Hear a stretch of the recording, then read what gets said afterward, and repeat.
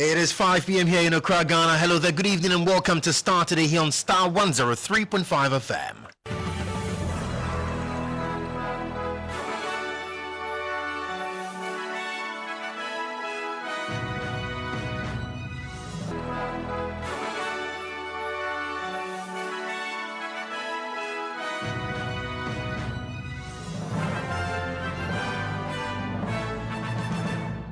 And coming up this evening, debates over disbandment of military operations on the front burner.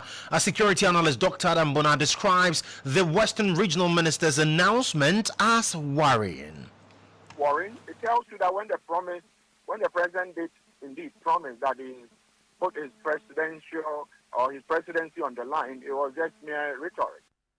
Tonight on the bulletin, we'll have a conversation with the Parliamentary Select Committee on Lands and Forestry on this development, plus give you some background to all of this happening in the illegal mining space. Away from that, NPP flag bearer Dr. Mamadou Bawumia promises chiefs in the Ashanti region he will amend the Chieftaincy Act to empower them to be able to summon people to their respective palaces. As it is right now, the chiefs are powerless in many areas.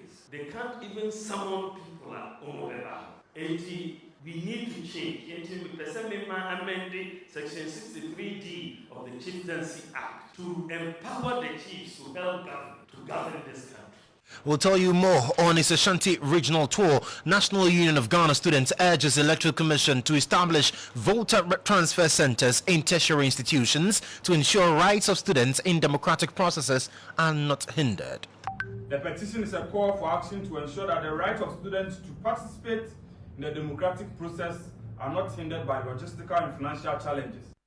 And later in the bulletin, we'll tell you about the majority lauding organizers of the Dumsoma Stop protest, arguing the move will put government on its toes. And much later, Canoe Owners Association welcome NDC flag bearers pledge to exclude artisanal fishermen from the close season if elected president come 7th December 2024. We've got details of these and more coming up shortly. Stay with me.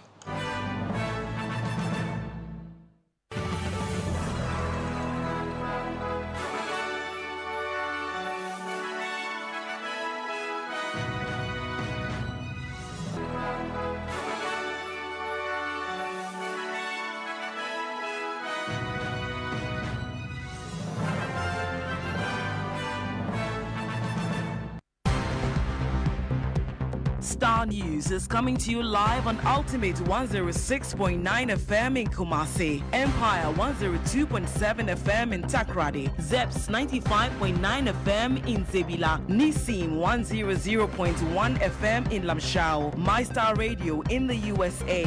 Also live on Facebook on Starr 103.5 FM and on starfm.com.gh around the world. This is Starr 103.5 FM. Starr News. Informed, in depth, in touch.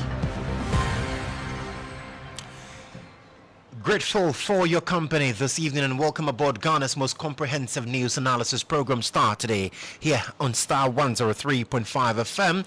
I am Joshua Kodjo Mensah, and it's always a pleasure coming your way with Ghana's most comprehensive news analysis program. Remember, we are also streaming live on Facebook, so you can join us at facebook.com/Starr 103.5 FM and join us with your thoughts, your comments, your views, and contributions there.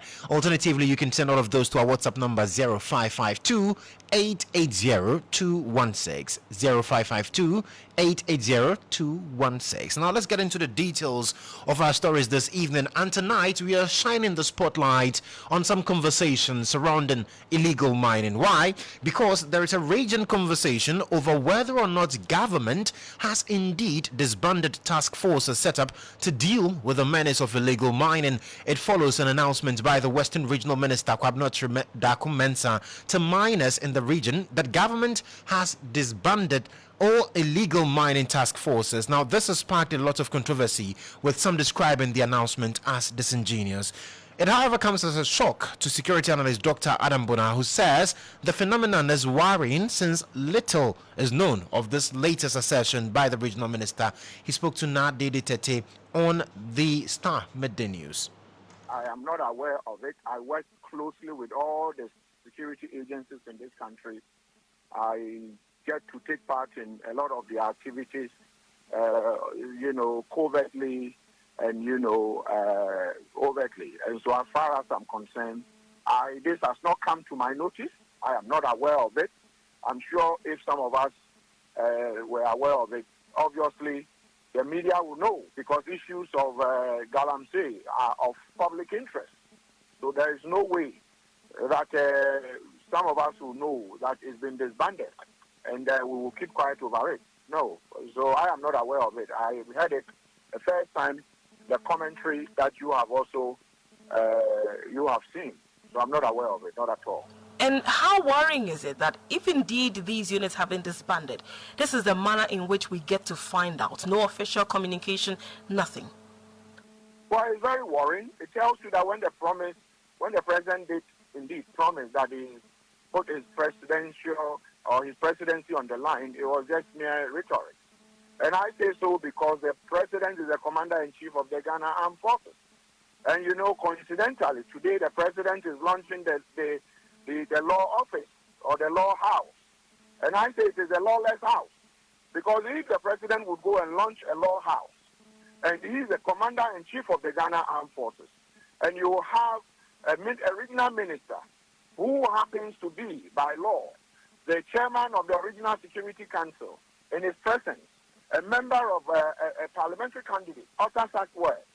Okay, coming from what we know, Major Mama getting killed in this gory manner, and you have this person saying, attack military and police officers who come to mining sites, attack them, because we don't expect them to be there.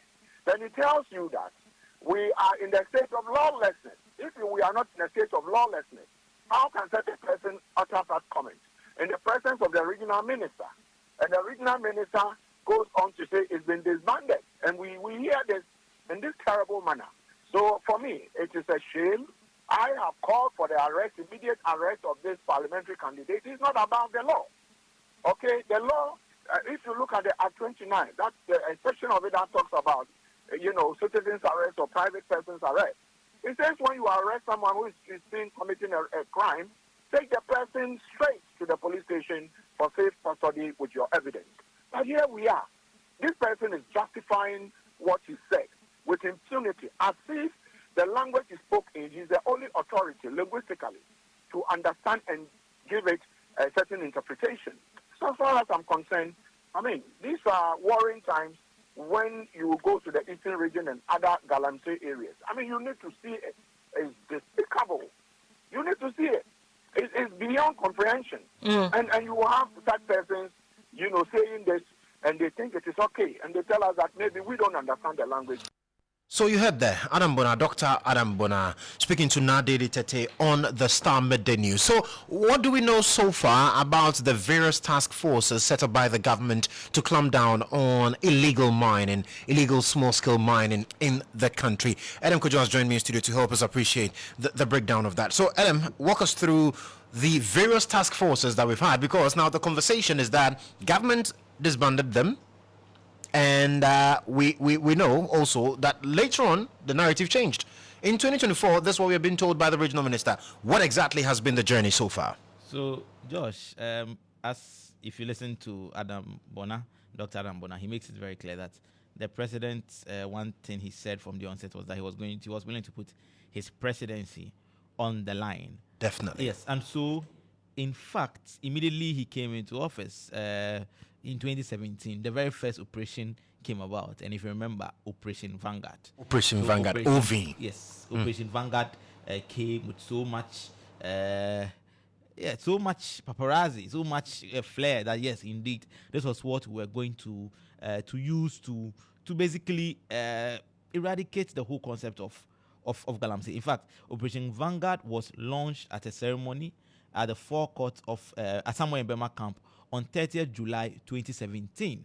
Now, the ceremony was performed by a panel of ministers forming the Interministerial Committee. If you remember that Interministerial Committee on Galamsey, with the Chief of Defense Staff, the then Lieutenant General Obi Akwa, Inspector General of Police, Mr. David Asante Apietu, and many others in attendance. So, Josh, basically, this was what happened. And if you recall, the Operation Vanguard basically followed the entire ban on small-scale mining. Remember, government first said there was a ban on small-scale mining and was going to formalize the activities of those who were legal and those who were illegal and register those who wanted to be legal before that came to being. So in December 2018, government lifted basically the ban on small-scale mining. So if you had a mining license of some sort in and around 2018 thereabout, you could basically go on and mine,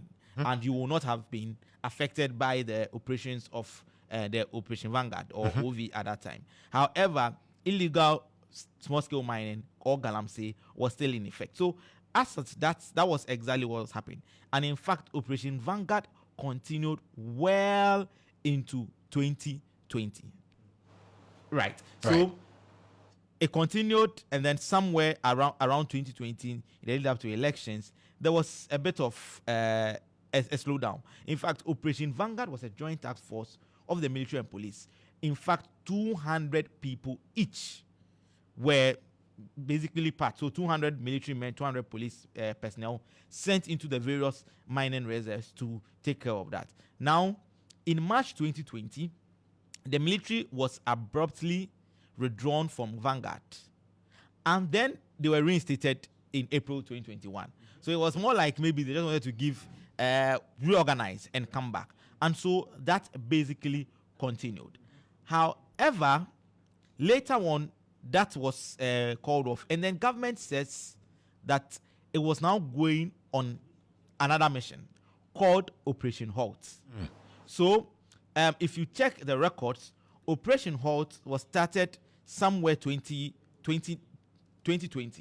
So Operation Halt basically started, and then Operation Halt Phase 2, we are told, was also started in 2021.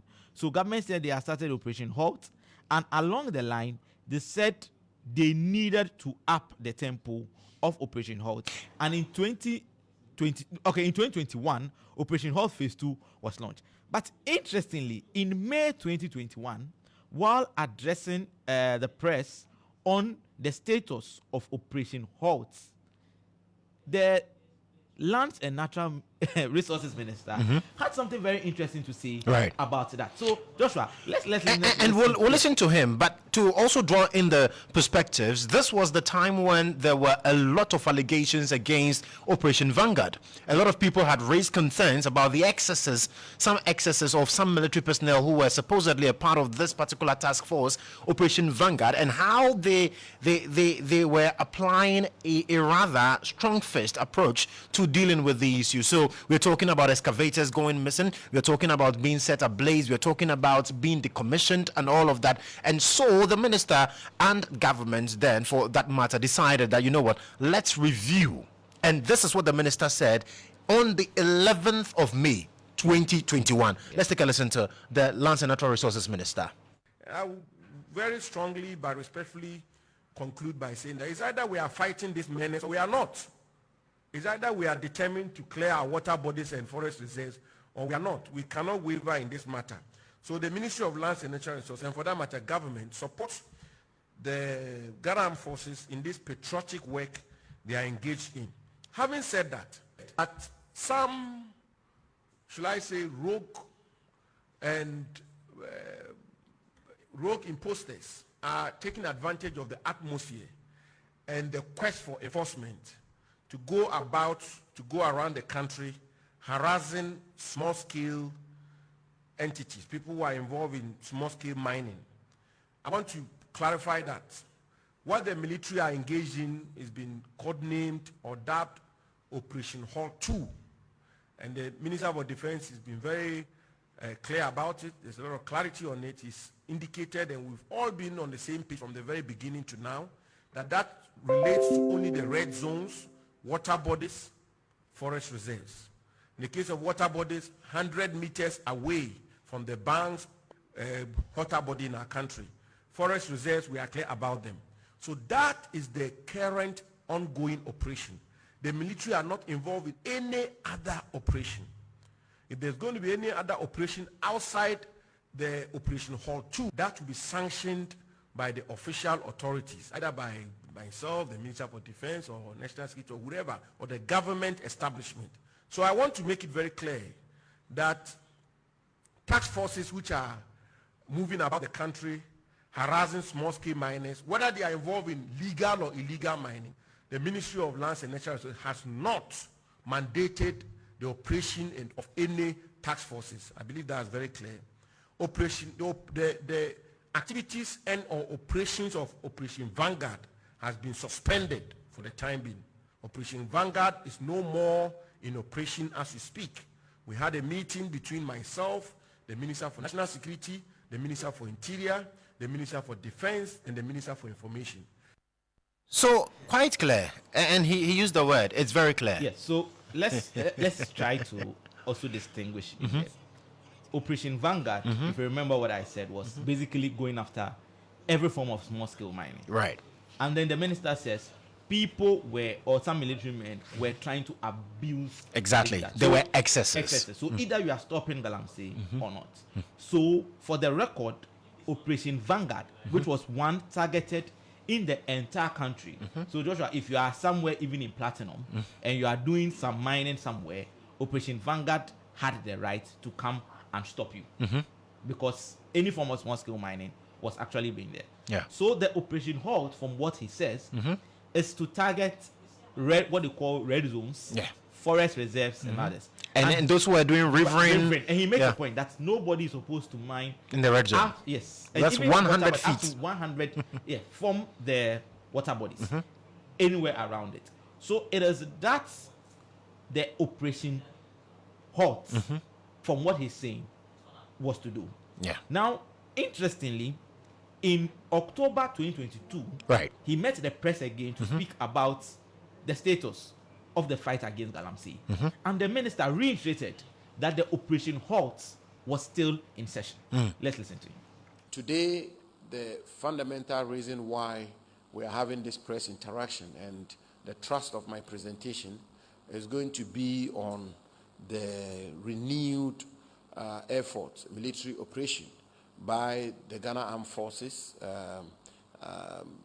which is christened Operation Halt 2.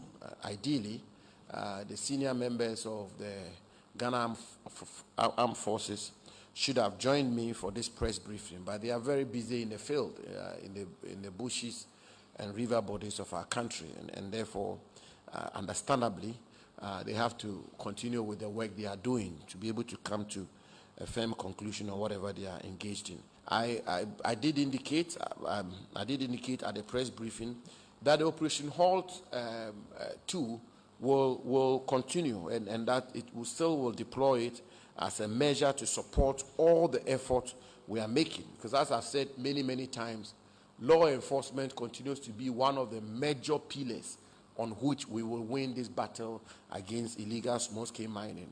Yes, the reforms are very important, which is some of the things I've been enumerating, and those are matters that we are spending a lot of resources, a lot of time, a lot of energy in making sure that we reform the sector, the licensing regime, and everything to do with small-scale mining. That is being done. But whilst you are doing that, you also have to recognize and appreciate, and as it's become evident lately, that there will still be recalcitrant people and people who will be determined, because of the monies involved in illegal small-scale mining, to continue with their activities, with their nation-wrecking activities of illegal small-scale mining. And to that extent, we have to continuously make sure that the law enforcement regime is fit for purpose and up to scratch, which is why Operation Halt is being launched again, and the soldiers are out there as we speak. So in 2012 October, this is the minister telling us that for these reasons that he enumerated, that's why we have Operation Halt 2 launched again. Yes. And the soldiers are out there. They were supposed to have been with him for the announcement, but they are on the field with their men, Right. tackling the men. In 2022. In 2022. Right. So Vanguard formed in July 2017. Vanguard disbanded in May 2021 upon the beginning of Operation Halt. Right. Then in 2022, Operation Halt was relaunched as phase 2 Right. with the same measure. Now, Joshua, between October 2022 and today, I can point no less than 4 reportages of the operations of Operation Halt 2. Right. In June 2023, Operation Halt's team seized some 5 excavators from the Bosomtwe Range Forest Reserve, of which the then leader of the squad even granted interviews. We probably will bring that to you. Definitely. But the main point you are raising is that between 2022 till we sit down here, June 10th, 2024, we cannot pinpoint any definite declaration made by the sector minister, made by the defense minister, made by the CDS, made by the president, that Operation Halt Phase 2, as relaunched, has Been disbanded. Only for us to wake up to a very viral video, first by the MPP parliamentary candidate of the Amenfi East Ernest Frempong, and then the Western Regional Minister, Kwabena Mensah, right, saying this. So let's listen to him. First and foremost, we are not against mining. Rather, we want to support you to mine. CCI can say, offer Operation Vanguard, Operation Hot, Operation Gallup Stop. Jabaino, they seize it and stop war. Stop war. Yeah, the person we are not say.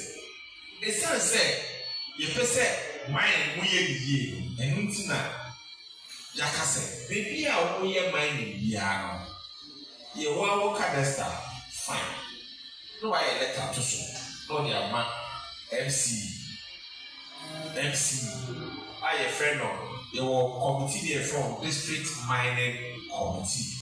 So the minister was quite emphatic when he said that, well, his government is not against mining.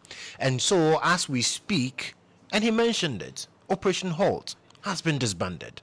The task forces have been disbanded. And that's what he told the miners. And the miners were very excited about it, for which reason they even applauded and said, oh, Minister, why are dear, dear. But let's get to the phone lines now and speak to the ranking on the Lands and Forestry Committee of Parliament. It's also the Member of Parliament for the Good People of Wa Central, Honorable Dr. Rashid Pelpo has joined me on the phone lines now. Doc, thank you so much for your time this evening. So this is where we are.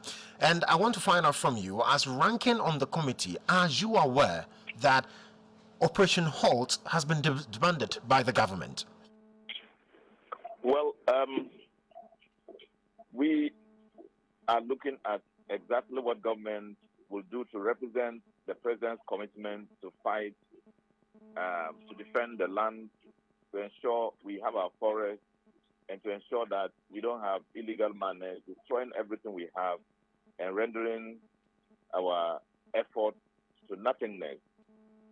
So government policy, that policy by government doesn't seem to reflect the intention and decision by government. And we believe that is just one of the maps, the things they say without thoroughly executing them. And when you talk about the policy, exactly what are you referring to? Because now the minister, Western Regional Minister, is telling miners in the area that, well, government has disbanded all the various task forces that were set up to protect our lands from the activities of illegal miners. And it touched basically on Operation Halt 2. Unfortunately, we do not have any communication from the government as of yet. That seems to suggest that operation has been cancelled. The latest we have is in 2022, when the minister said, well, that operation is ongoing. And I'm asking that, since you are on the committee, are you aware of any such decisions taken? The truth is that operation was a camouflage. Remember that the government, through EI 144, already has given out Achimota Forest, with an ally which also has given out the forest for mining. And so what is it that you are going to protect? The same forest you are going to protect, you have made laws to allow mining inside those ones. So they thought that they are no longer going to use the military and all that.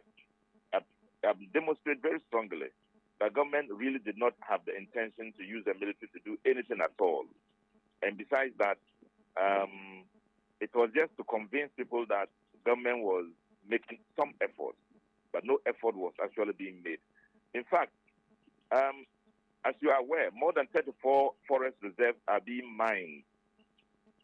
And as of now, Galamsey operators are at free will. They do their operations without any problems at all.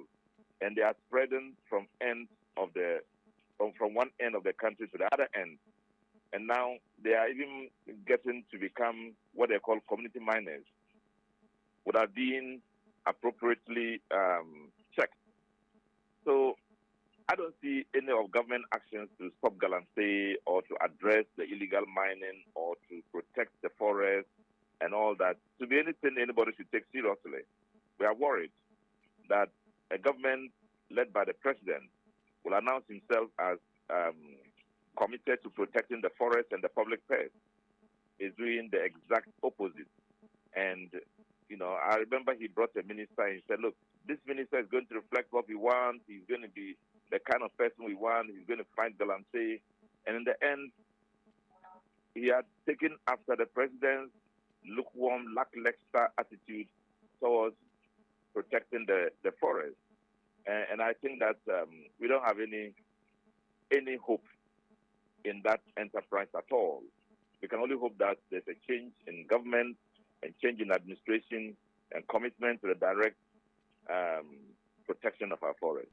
But Doc, how dangerous would that be then? Because the reason why we had the military personnel moving in to protect the riverine areas and also our forest areas from illegal mining activities was because, well, negotiations with them, getting them to stop was not happening. So we put the military there. So now that you're saying that commitment is also not there, how dangerous would that be for our forests, especially looking at what we've seen with the level of degradation to our lands, to our river bodies and all of those? Well, very, very dangerous. And let me emphasize again that with the presence of the military, it was simply, like I said, a political gimmick or a camouflage to give an impression which does not exist. The military operated there, but they were pushed aside anytime they wanted to do the Galamsey and with the support of government. Sometimes the military will go and protect people who are who are the real cause of the dangers we are facing. So I don't want us to have the belief that withdrawing the military is anything good or there's anything bad about it, because the worst things are already happening. The lands are destroyed, the rivers are getting polluted. Farmlands that we farm our cocoa are being sold. Everything bad about Galamsey is happening to us. Everything bad about Galamsey is happening. Everything that you think you are afraid of because of illegal mining, because of pollution of the soil, because of pollution of the rivers, because of cutting down trees and using the forest as mining areas. They are all happening, and there's justification for it, So simply withdrawing the military is to tell Ghanaians that we really didn't intend to use the military. The military is a powerful force that can do the right if you ask them to do it. But where you deploy them and still go behind them and say, well, as for these people, don't go there. As for this, just protect them. The military will be made, So you believe there was great interference in their work, even though the minister said categorically that Operation Halt would not have any form of interference, even from him, the minister. If you watch the Joy FM documentary on illegal mining, Galamsey, you will see situations where the military were protecting Galamsey operators. You will see situations where the military itself was watching over the destruction happening. And you see all kinds of things that will make you want to cry for this country. So I have no impression that there was any change at all in the real commitment to destroy the land, supported by government, instituted by a regime that had its own people operating on the land and directly influencing the destruction. So, as it stands now, what really can we do? We can only change government. We can change policies. We can get the people to get more committed. We can make sure the right things are done. We can have policies supported by government, by the people, and followed through by government agencies that are of security nature. We can also make sure that we streamline the operations to the public. Let them know exactly what we protect and what we don't protect. We need to be serious about our land. Yesterday was Green Ghana. 2 days ago was Green Ghana. You see government officials all over planting trees. I was part of it myself. I tried to plant a tree. But you see, you can't destroy the land, plant trees, and then destroy the trees again, and all that. It's so ironic, and it's like you don't know what you are doing. Right. You see, when you pretend to be doing the right and not doing the right, the future will tell the truth, even in your absence. Very well. Honorable, thank you so much for your time this evening. We appreciate it. Thank you. Right, so you heard Dr. Rashid Popo. He is the Member of Parliament for Wa Central and also ranking member on the Lands and Forestry Committee of Parliament. So while we are talking about this particular issue regarding the comments by the Western Regional Minister to some miners and all of that, I would urge you to quickly get on Facebook now. I have a video to show you. Just quickly get on Facebook, get on Starr 103.5 FM on our Facebook live stream. I'll be showing you something, and that is believed to be a military officer by name Timothy Ajakosi, who is believed to be an officer from the Takwa Aboso military quarters in the Takwa Inshaye municipality. He was on Friday, just this Friday, June 7, reportedly assaulted by unknown assailants believed to be illegal miners at Wasa Achempem in the Wasa East district of the Western region. So what you see on your Facebook live stream, you can see there his uniform at the Atieku Health Center, where he is believed to be receiving some medical attention after, we are told, he was reportedly attacked by some illegal miners. We're not saying this has any bearing or anything to do whatsoever with the commentary from the PC of Amenfi East as well as the regional minister, but this is what is happening. This is what is happening as a result of alleged illegal miners now attacking a soldier. That's what you have right there. So for those of you on Facebook, you can see the videos right there on Facebook. And for those of you who do not have the benefit of that, this is the soldier who is being attended to by some health professionals around his thigh area, heading towards his leg, and his hands also. You can see him being bandaged and all of that. And we are told that this was as a result of being attacked by illegal miners, alleged illegal miners. We were to speak to the assemblyman for the area. Unfortunately, his line is very engaged and busy, and so we are unable to do so. But this is Starr today here on Starr 103.5 FM. Stay with us. Starr today, first, fast, and credible. Right, so the National Union of Ghana Students, NUGS, is urging the Electoral Commission to establish voter transfer centers on university campuses. Now, the union believes this will ensure the rights of students to participate in the democratic processes are not hindered by logistical and financial challenges. This initiative will ensure that students are not disenfranchised and can contribute to the decision-making process of the country. So we'll now hear from President of the National Union of Ghana Students in the person of Daniel Oponchereme addressing the media. Listen to him. The petition is a call for action to ensure that the right of students to participate in the democratic process are not hindered by logistical and financial challenges. Allow me to elaborate on the critical points we presented in our petition. Our request stems from a genuine concern of the thousands of students who, while pursuing their educational goals, may find themselves unable to vote in their designated constituencies. This situation is due to the simple fact that many students study afar from their hometowns and places of residence. It is imperative that these students who are contributing to the development of our nation through education are not neglected in a major decision-making exercise that shapes the future of Ghana. As part of our oversight function, NUCS has identified several key difficulties faced by students regarding our registration. The first point, distance to registration centers. Many educational institutions are located far from the designated voter registration centers. This makes it difficult to transfer or travel far distances. A clear example is a student who studies chemistry in K University but lives or stays at Fumbisi in the Upper East region. The person would have to travel 14 hours journey from K University to just go to his or her constituency or place he comes from for vote transfer.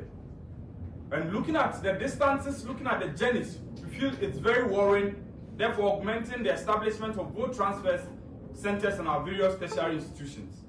The next point would have to deal with financial constraints. The cost of traveling to these centers can be prohibitive for many students who already face financial pressures related to their education. The next thing would have to do with examination schedules. Students often find themselves unable to engage in voter registration due to conflicting examination dates and academic commitments. The next point would have to do with systematic pressure. The current voter registration system places undue pressure on students who must balance the educational demands with the need to also register to vote. Our petition is firmly rooted in the legal and constitutional framework of Ghana. We draw attention to Section 12, Sub 1 of the Electoral Commission Act 1993.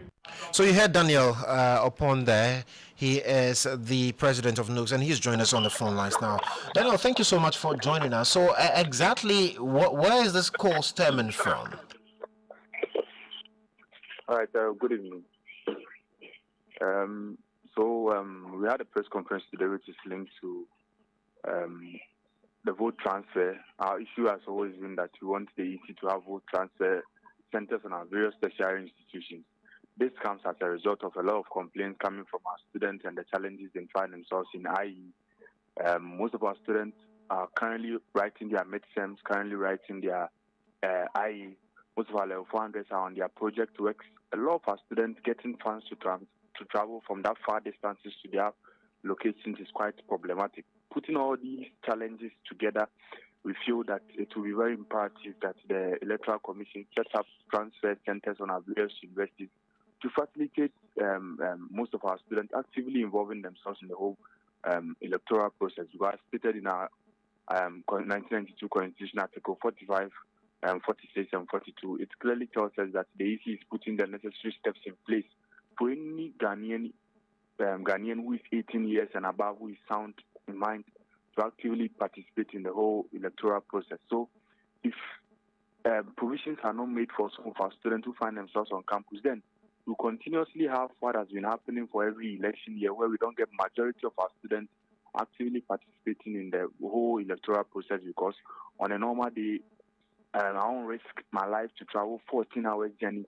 from, let's say, Ken University to Fumbisi in the Upper East region to just go and have a vote transfer, whilst we could have same on my campus when the Electoral Commission puts the necessary steps in place to accommodate that. These are the worrying issues affecting us that we feel the Electoral Commission, as a matter of urgency, should take it into consideration to support or even help our students, a chunk of them, over 500,000 students who find themselves in the tertiary institutions. We've written a couple of letters to the Electoral Commission last 4 days, and we are hoping to hear from them, which followed the press conference we held today to address most of these genuine concerns.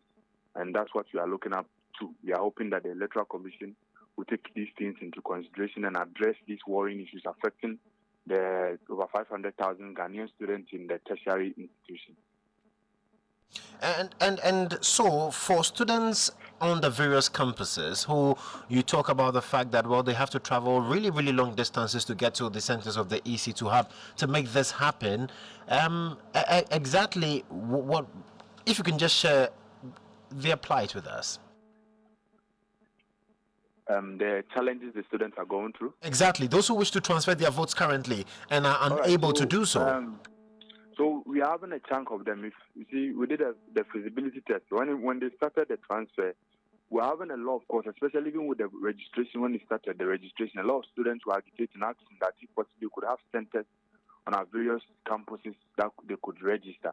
But I think that didn't suffice. And this time, they are asking that now the distance we are having the vote transfer and the places they live, the proximity is that high that they can't move. So they are pleading that if anything could be done about it, the calls keeps on coming from various universities. I made my SRC president and local news president across the various universities. Also do the feasibility test to know what the students will be expecting or what they feel should be done to help them actively participate in their upcoming elections. And these are the genuine issues. You ask them, why are you not registering, why are you not engaging yourself in the vote transfer, and they tell you they can't leave their project work behind and then go and just work on vote transfer. They can't leave their midterms and their AIs behind and embark on vote transfers. They don't have funds to travel to those distances to have their vote transfer. And these are the genuine issues affecting a huge number of our students, over 70 to 80% per the feasibility test run. And these are the genuine issues affecting the front that we feel should be addressed. Right. So aside putting this message out there, have you petitioned the Electoral Commission and have you received any response whatsoever? Yes, we petitioned the Electoral Commission last 3 days. We've not yet received a response to them. That augmented the press conference we held this morning. And it's going to follow up, God willing, tomorrow. Executives will be at the Electoral Commission to follow up and know if possibly we could quickly arrange a meeting with them to find lasting solutions to the issue. Since the transfer, the deadline is getting closer, so we want to quickly expedite plans to find lasting solutions to the challenges. Right. Daniel, thank you so much for engaging with us this evening. I'm grateful. Right, so that's Daniel Opontreme. He is the president of the National Union of Ghana Students. You're still listening to Starr today on Starr 103.5 FM. Let's move into some election stories now.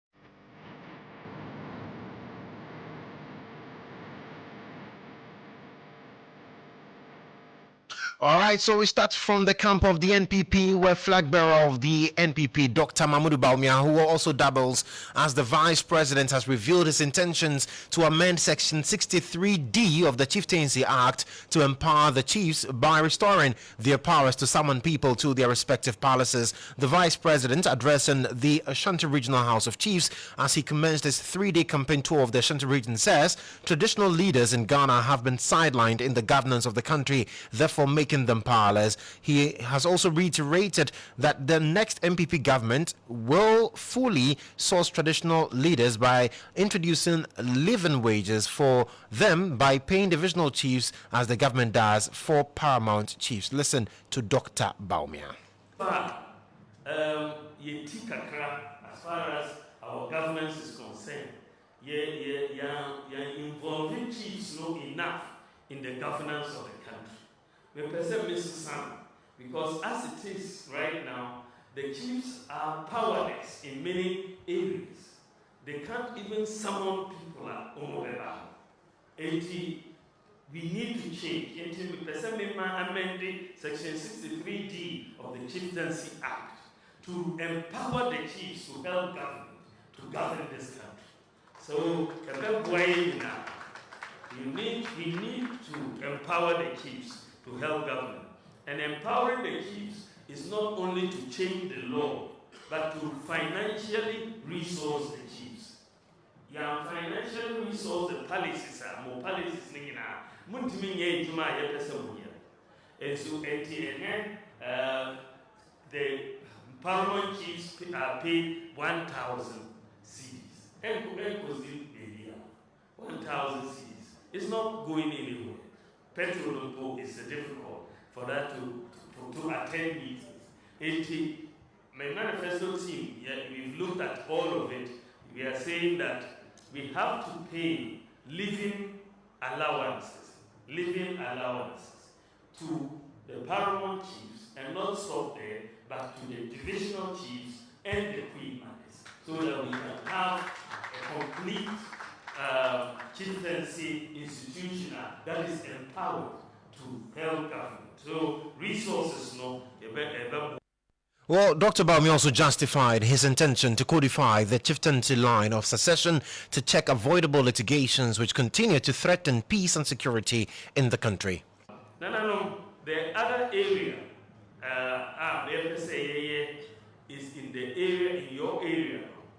They say you codify the lines of succession for all chieftaincy lines of succession in Ghana. Disputes are airbound. It's because many people are among bank chieftains in Okra. They want to be chiefs. And if you don't have the lines of succession codified, you have disputes. We will empower the Judicial Council of House of Chiefs. Now you codify lines of succession across all the chieftaincy institutions in Ghana. Will bring down the disputes. Now, Asante Mampong Dasibre Osaibonsu, who doubles as the chairman of the Ashanti Regional House of Chiefs, described Dr. Baumia's vision for the chieftaincy institution as very laudable. Enti, on behalf of Nananum, na Yanhiman industrious ones among them, no matter how much now make a video before 9. And that's Papa, Vice President. So to me, elaborate on your policies, our person will. The policies are what touch on in detail, especially number 1, I ain't new to us, I need to also be to my power to the letter. Any AI, how the way you mention my really, really good and laudable. Put me in idea to say Ghana card, everything and what not, what digitalize. We are permeated through practically everything. Even now, babies to be born the same day, cry your identity cards. That's how baby will grow up, become industrialists in that.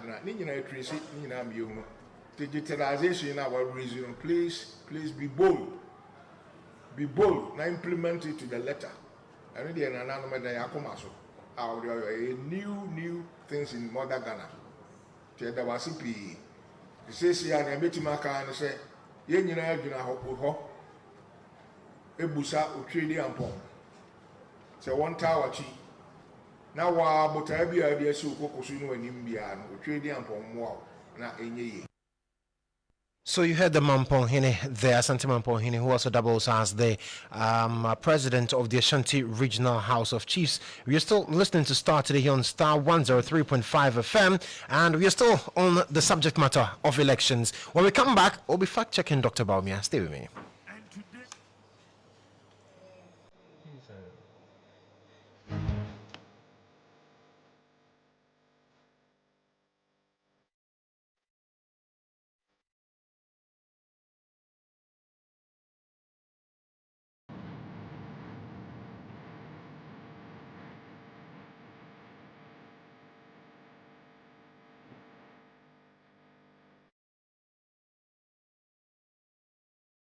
Well, so election season is upon us, and on the campaign trail this evening, while some candidates make new promises on all fronts, some in a bid to prove their integrity boast of their achievements. Well, tonight on Factometer, where we separate facts from fiction, we examine a recent claim by Vice President and flag bearer of the NPP, Dr. Mahmoud Baumia, during the Greater Accra Youth Connect campaign trail on the 5th of June 2024. Now listen to him. We'll come and tell you more about that. And today, for every senior high school student, we have given them 1 tablet for free. 1 student, 1 tablet. 1 student, 1 tablet. 1 student, 1 tablet. 1 student, 1 tablet. We are the first country in the whole of Africa, in the whole of Africa, in the whole of Africa, in the whole of Africa. We are the first country to give all our senior high school students tablets for free. We are the first country. And even in the advanced nations, many have not done it. So we are putting a premium on education and on skills training. So the emphasis is for every senior high school student, we have given them one tablet for free. One student, one tablet. One student, one tablet. That's a direct quote from Dr. Baumia. You heard him too. But the question is this true? Is it factual? Adam Kodjo is here to help me with this. Adam. Joshua. One student, one tablet. One student, one tablet. So as I was coming up, someone put the very simple question to me.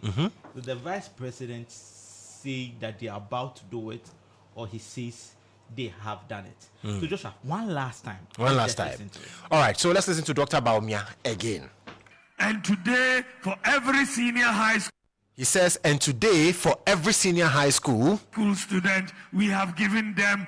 We have what? We have given them. So it means that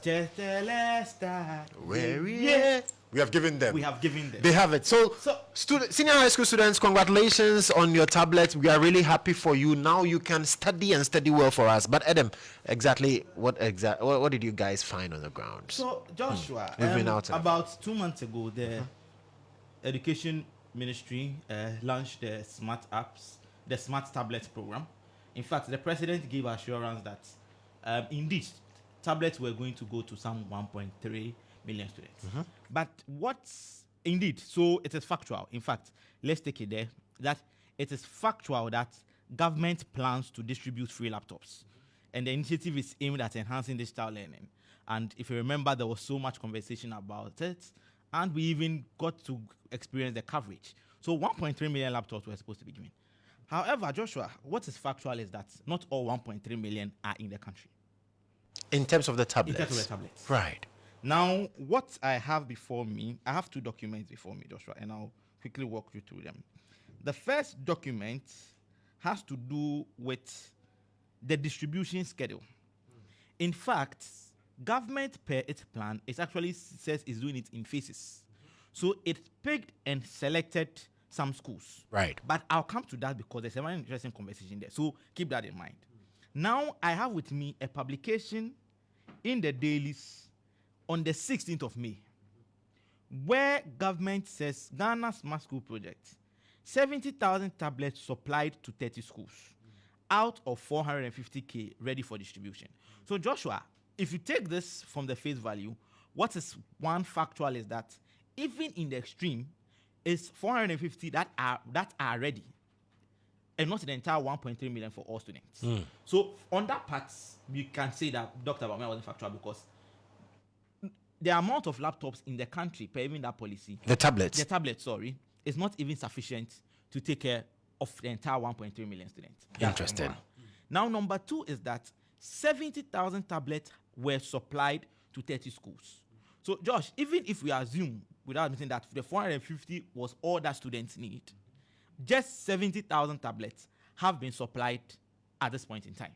Out of the 450? Yeah. So, that is the first document I'm looking at. Then I come to the second document, which is what I want to move to. So 70,000, there's a list of schools which I have in my possession that ought to have received the laptops.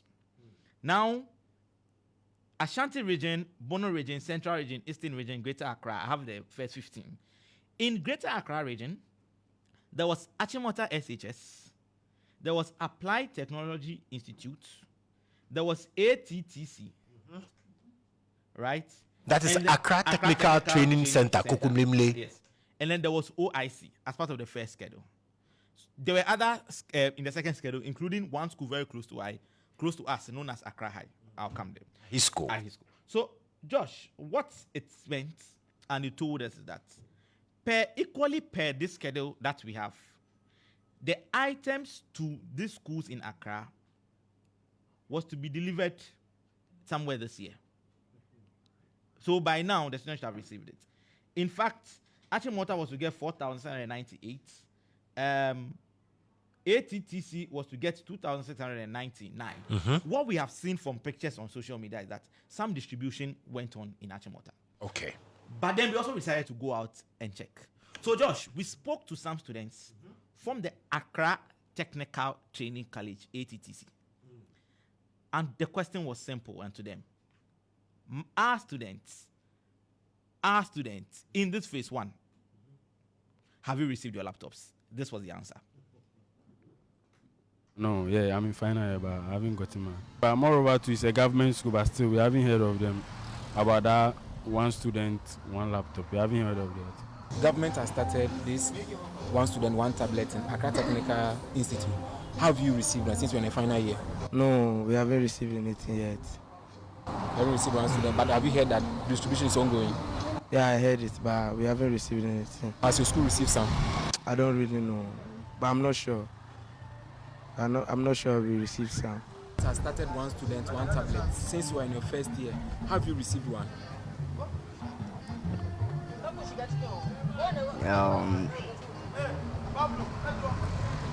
If that you can answer it yes or no. No. You haven't received one? Yes. But are you aware that the distribution is ongoing? Has your school gotten one? Yes, please. Have they brought some here and have you seen it? I've not seen some, but I heard it from my friends. Right, so that's what we do here from students at the Accra Technical Training Center, where we understand that they're supposed to have received some 2,000 tablets So per the schedule that we have, of which they were part of the schools among the phase 1. They were supposed to receive 2,600 tablets. Yes. And so far, the students that we sampled do not have any idea about it. In fact, some of them have never even heard about the one student, one tablet.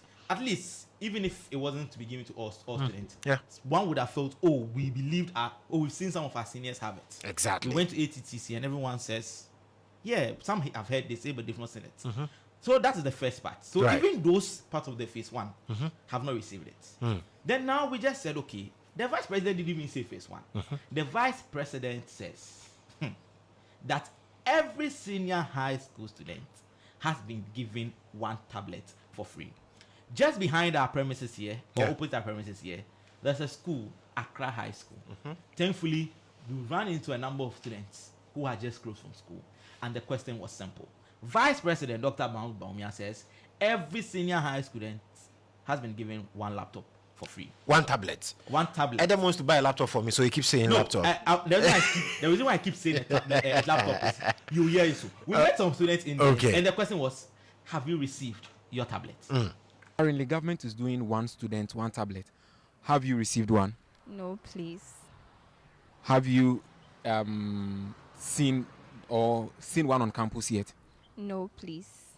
Has any of your colleagues been in Form 2 or Form 1 received this one student, one tablet? No, please. Why? If not received, I will say yes. Government is currently distributing one student, there's one student, one tablet distribution ongoing. Have you received one? Nope. No. Have you seen one? No, not yet. And have you heard your school, or have you seen one in school as it stands now? No. Yeah. Government is currently doing one student, one tablet. Have you received one as a final year student? No, please. And I'm willing to get one from them. But since they are delaying, I have no options. Yeah. But you haven't even seen one on campus yet? No, please. No. So that's Princess Ian speaking to students from the Accra High Senior High School. And for me, there are two things involved. It's either the students are not being truthful or Dr. Baumia is not being truthful. Joshua? Yes, your microphone is on. Government has announced one tablet, one student. Have you received it? No. Has anyone on campus received it? Have you seen any on campus? No. So, Dr. Baumia. Please, we want to see. We want to know. Which high school? Exactly. But for those who just wait, why are we asking this question? Joshua, let's listen once again to the claim of Dr. I don't know why you're interested in Dr. Baumia's claim, but okay, let's listen to him.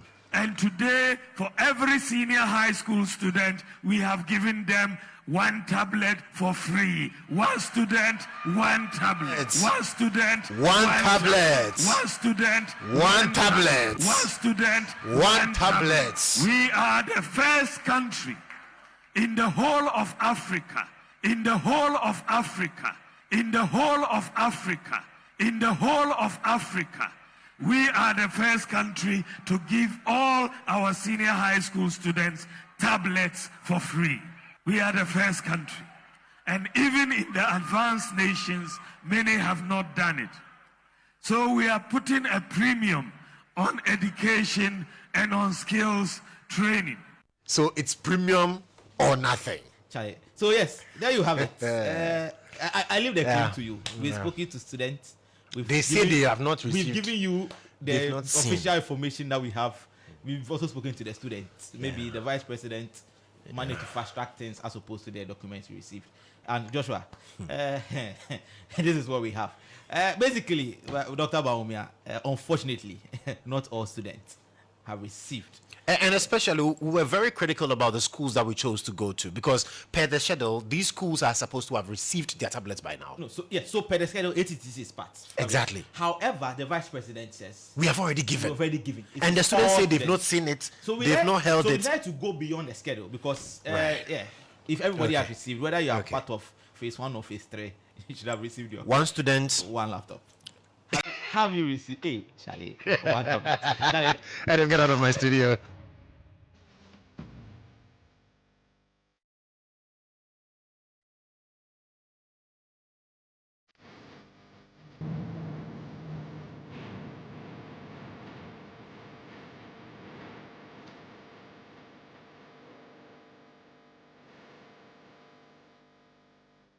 Well, you're still on the campaign trail and a lot is happening. I'm sure that over the weekend you were privy to that Dumso must stop demo. Well, the majority in Parliament has hailed the organizers of the recently held Dumso must stop demonstration. Actress Yvonne Nelson and others over the weekend held a protest to urge the government to take immediate steps to address the recent erratic power supply in the country. But speaking during presentation of laptops to some teachers in the Futu constituency, Majority Leader Alexander Kwamna Apenyomakin lauded the protesters, arguing their action will put government on its toes in addressing the energy situation. We have improved the facilities at the hospital. There is a big community center there. We have built a police station. The road infrastructure has been attended to. We are building a new immigration office because somebody pointed out the deficiencies in my leadership. And I took it in all its good stride. All right? And I would also again say something good about Fourth Estate. There is this civil society organization, the way they go digging, checking, government contracts and coming out with their views. All these things are what I call the bona fides of governance, so that things do not get out of hand. So, Fourth Estate and my good friend Manasseh, again, I commend you for your good work. I would encourage our media personnel to take that challenge up. It's an election year. Nothing stops you from commending government on its major breakthroughs. Whereas you also point to us the challenges in the various communities. For me, we need this. We need this so that we can attend upon the people. Some of them have no voice. Their only voice they have is you in the media. And when we come on your airwaves and we are shouting, yelling at each other and insulting, stop us.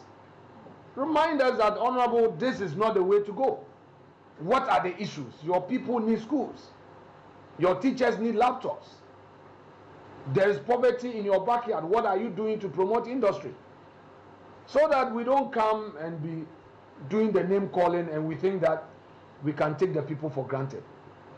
We should help. The media, the civil society should help to create a new generation of politicians in this country.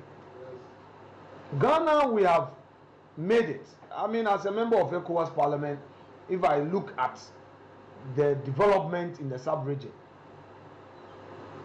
even power. Nigeria, I'm just coming from Abuja. Almost every household has a genset. You go to Benin, Togo, Côte d'Ivoire, Guinea, Conakry, Equatorial Guinea, Quebec. They don't have reliable power. We do. But even so, it's not enough. So we should continue to drum home on the issues. I mean, our sister, Yvonne Nelson, she did some demonstration. Even though we are solving the problem in the energy sector, but that alone would also be a wake-up call to pinch the Minister of Energy that, hey, let me solve it and get it done completely. After all, that's why the people voted for us. So let us create, it's you, the media, who will do it. And this is my appeal to you. If we would reform, if we would take up a new thinking line, it will come from you. Don't encourage us to do what we want. Pinch us on the issues. On the floor of the House, pick up the issues, critique. Honorable, you said this is very misleading. No, I've done the fact check. This is what it is. Then, happy together, we'll build the country and transform the country. The F2 MP further advised teachers against exporting partisan politics into their classrooms. Political leadership can be very lonely. It is like being blindfolded, sent into the thick forest in the dead of night, and being asked to find your way back home. I repeat, leadership is like being blindfolded, sent into the thick forest in the dead of night, and being asked to find your way back home with no helper. That's what it is. So you can come with all the great ideas, you can be so educated, but if you don't get a helping hand, you will fail. And I thank him for the constant reminder that, Honorable, let's do for our teachers who were transferred in the course of the distribution, and so that they can also enjoy the benefits thereof. So our teachers, thank you for coming. We want to help you to educate our kids. You need the necessary tools. In this era of artificial intelligence, if you don't get the necessary tools, you'll be left behind. And the kids may even know more than you do. I was looking back this morning as I was reflecting on this. I asked myself, as recent as 2003, when I was at the law school, I didn't need a laptop. When I was doing my master's as late as 2009, I didn't need a laptop. You know, the lecturer will come, give you your handout, you go to the library, you read, and you go and write your exam. Of course, at the point when I was doing my dissertation, I needed to download stuff on the laptop and all. But today, without it, you cannot survive at all. You know, how much more you the teachers?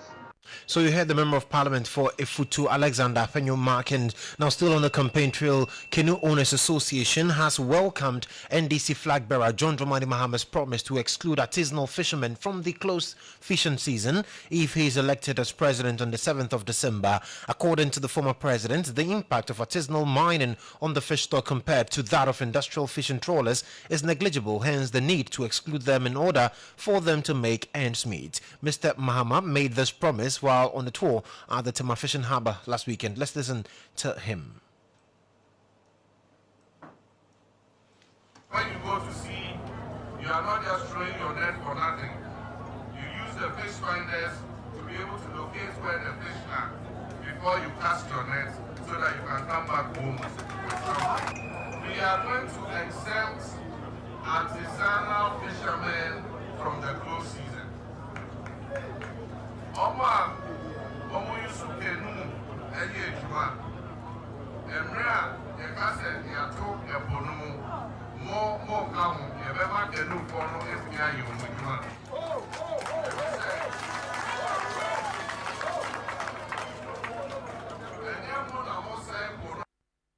Well, he also promised to provide the Navy with ships to ward off trawlers from veering into artisanal fishing zones on the seas. Make sure that these fishing trawlers don't come within the exclusive zone. And so we will provide the Navy with ships so that they can patrol and make sure that the exclusive zone where the trawlers are not supposed to come, they don't come there. So that we can reserve that for the artisanal fishermen. You raise issues with plastics on the beach. We are going to employ young people who live in all the fishing communities along the beach. And we will pay them to clean the beaches every day so that there will be no plastics. If you remember, when we were in office, we had young boys who used to sweep the beach and we used to pay them for doing that. After we left office, all that was stopped. We're going to reintroduce the youth who are cleaning the beaches. We're going to reintroduce them. We'll pay them every month and make sure that our beaches are very clean. So you heard the NDC's flag bearer, John Dramani Mahama, when he was addressing fisherfolk in Tema over the weekend as part of his tour of the Tema Enclave. This is still Starr today on Starr 103.5 FM, and we'll be getting to some other stories this evening. And key on that is what we are being told by the Food and Drugs Authority, because they have tasked courier operators to adhere to best practices and standards in food handling and delivery, following revelations that 600 million people globally suffer from foodborne diseases annually. Now, with over 420,000 deaths recorded annually, reports of foodborne diseases are predominantly high in the African sub-region. The FDA believes courier operators must imbibe food safety principles to reduce many complaints of foodborne diseases. Chief Regulatory Officer at the FDA, Dr. Edward Archer, spoke at a workshop in collaboration with Bold Food here in Accra. Diseases are a major part of food safety issues. And as I mentioned, every year, the WHO estimates that about 600 million people are affected by foodborne illnesses. And out of that, about 420,000 deaths are recorded. In fact, in the African region, the cases are very high, compared to other regions. And so it makes food safety issues very important and topical in our region, including Ghana. The FDA is collaborating with Bolt to ensure that most of their service providers, we're talking about the courier services, are trained in food safety matters to empower them, to give them capacity to ensure that in line of their work, they imbibe food safety principles so that the many complaints that we normally would get that normally would result to food safety, foodborne illnesses or food safety issues are resolved. And basically that is what we discussed today. I think we have elaborated so much on the food safety matters, and to us that is the most important aspect for us in terms of keeping their personal hygiene, high, washing their hands, keeping themselves very clean, maintaining adequate temperature so that the food is delivered. If it must be delivered hot, it must be delivered hot. If it must be delivered cold, it is delivered cold. And to us, that is the most important thing. And then keeping to the right time. So you heard the Chief Regulatory Officer at the FDA, Dr. Edward Archer, speaking there. Now to more business news this evening, and the Importers and Exporters Association of Ghana has hinted at a potential shortage of food and a significant increase in the prices of goods by the end of August. Speaking to GH1 Business, the Executive Secretary of the association, Samson Asake Awingobit, explained that businesses are struggling to remain operational due to the high cost associated with importing and clearing goods, which are exacerbated by the continuous depreciation of the cedi. Many of the business people are saying that they will import again. And so give ourselves, if it's true that they will not import again, give ourselves from now to August ending, you realize that there will be shortage of food in this country. There's going to be artificial shortage until the government do something with the city, forget about it. And the prices of goods is going to hit high skyrocketing. And you and I, we haven't seen anything. You wait till by the end of August, we shall see. And the government, well, I don't know. Maybe they are sleeping in their slumber, but they will definitely wake up. When the prices get there, when they begin to be shortage of food and prices are rising beyond government policies, we shall see that the next leader will have a challenge time. But I strongly believe that I have hope that definitely Ghanaians will definitely change government. We cannot continue with such a deceived government, absolutely, and I'm serious about it. So Samson Asake Awingobet is Executive Secretary for the Importers and Exporters Association of Ghana. Tonight, a lot is going to happen in the world of sports, and of course, as Black Stars they are facing off their opponents this evening, a lot of expectations are there. But you know what? Let's cross over to the Ashanti Regional Capital, Kumasi, where my man Benghazi has the very latest in the world of sports this evening. Benghazi, so what's happening? Thank you very much. Well, thank you very much, Joshua. And of course, it's good to join you from the Baba Yara Sports Stadium, where this evening, in under some 40 minutes, the Black Stars of Ghana will battle big time against their opponents, that is the CAR, in the World Cup qualifiers. And tell you what, as I speak to you now, live at the stadium, the two teams are currently warming up on the field of play. The Black Stars on the left side, with the CAR side also on the right side, all warming up ahead of the game, kicking off in just some 40 or so minutes time. 7 p.m. the game will be underway. Currently, the Black Stars players have moved towards the fans and are applauding the fans for turning up in their numbers to support them here in this all-important game. The situation currently at the stadium is such that the attendance or the stadium is not entirely full as we speak, but the numbers that are trooping in, I can tell you for a fact, by 7 p.m. we expect to have a full house here to witness this all-important clash between Ghana and also CAR in the qualifiers for the World Cup. Lineups out for the two teams playing in the game today, and for the Black Stars, in goal today is a man, Lawrence Ati Ziggy. He is in goal.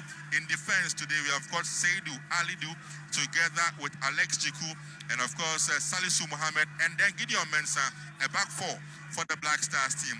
In midfield, we have got Abdul Samed in there alongside Captain Thomas Tay Pate, and on the wings they are flanked by new men who were not in action in our game against Mali, because Abdul Fattah Shahaku is in the game today alongside also Kamaldin Suleimana also on the wings, and the front men is two of them is Mohamed Kudus playing behind the goal scorer in Mali, Jordan Ayew.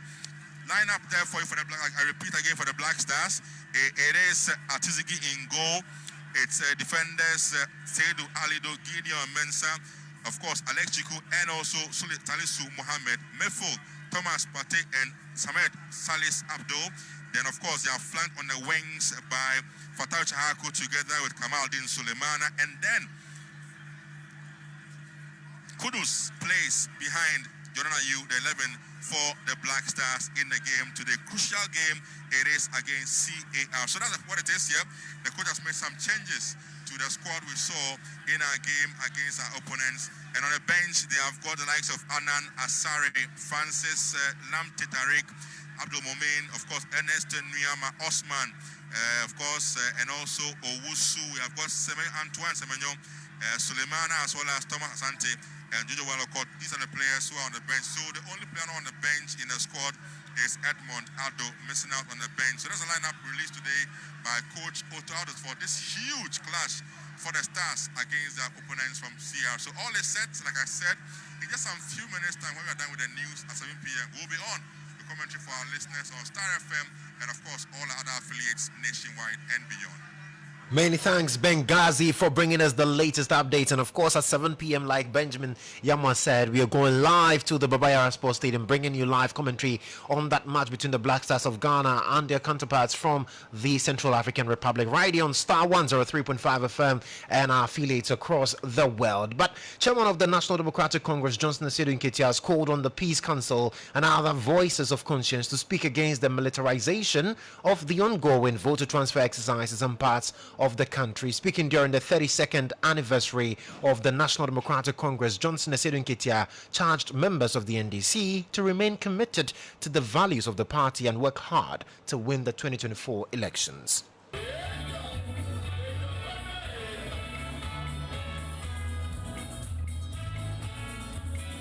The NDC is a social democratic political party formed in 1992 by the late Flight Lieutenant Jerry John Rawlings.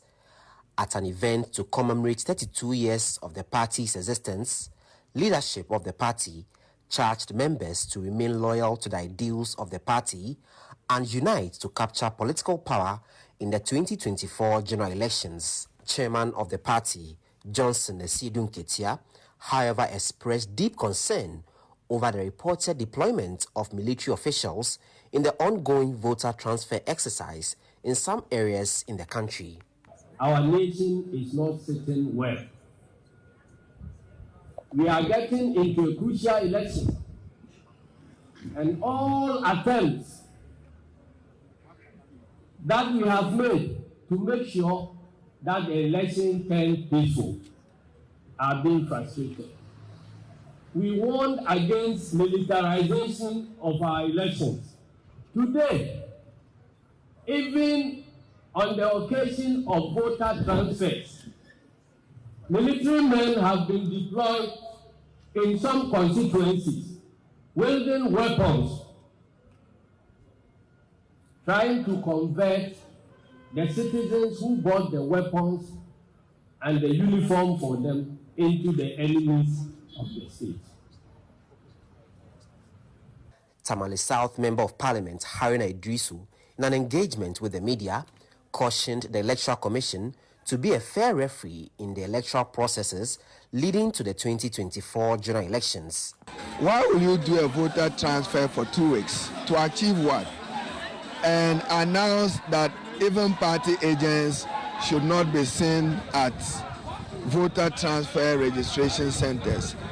That defies the common principles of transparency and accountability, and it defies guaranteeing the integrity of an electoral process. The Electoral Commission owes it to be open and transparent to political parties and to all political actors. So, Chairperson G. Mensah is getting it wrong. We want a free, fair, credible elections, and would only accept the outcome of a free, fair, credible elections conducted by the Electoral Commission, and the process leading to the election itself must be free from fear, free from intimidation.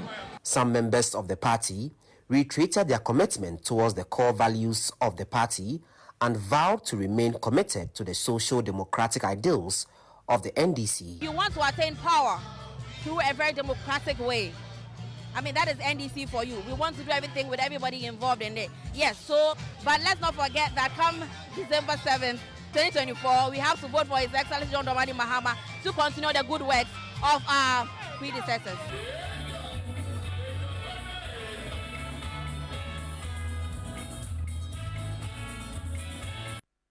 So happy 32nd birthday to the National Democratic Congress, the NDC. Bensaki, how old are you?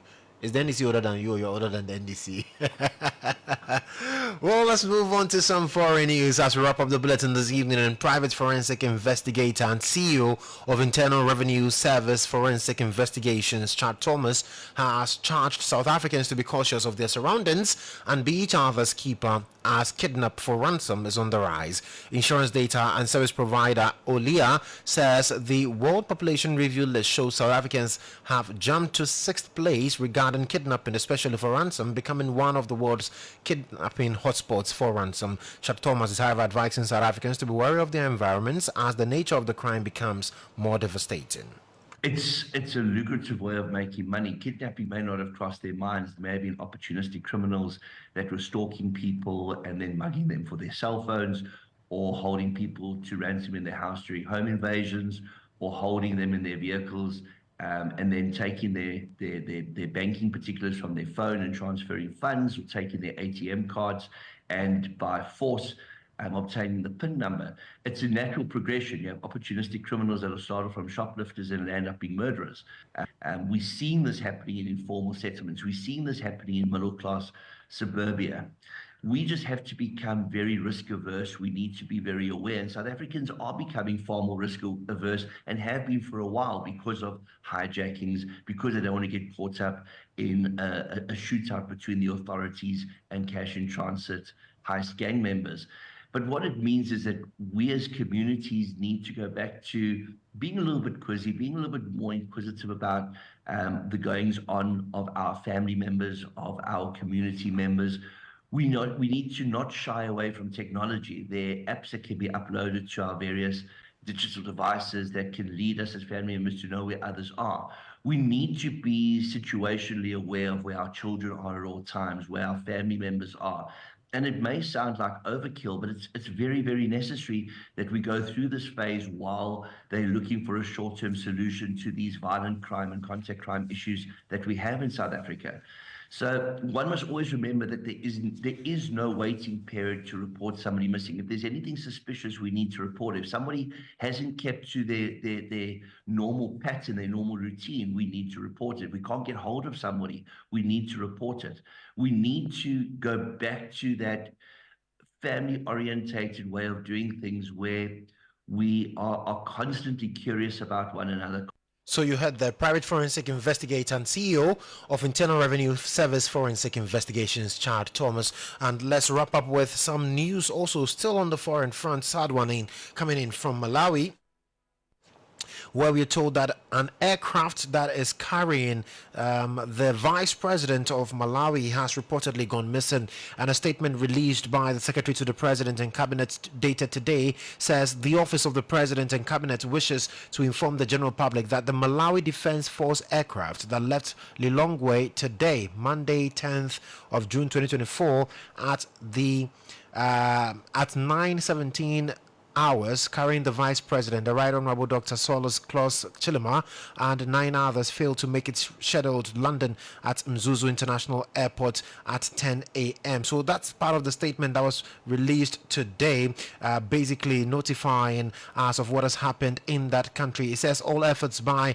the aviation authorities to make contact with the aircraft since it went off the radar have failed thus far. Such, the commander of the Malawi Defense Force, General Valentino Piri, has since informed His Excellency Dr. Lazarus McCarthy Chakwera of the incident, and the president has since cancelled his scheduled departure for the Bahamas and ordered all regional and national agencies to conduct an immediate search and rescue operation to locate the whereabouts of the aircraft. The public will be updated if of any developments on the situation as facts are established. And that's signed by Secretary to the President and Cabinet of Malawi, Colleen Zamba.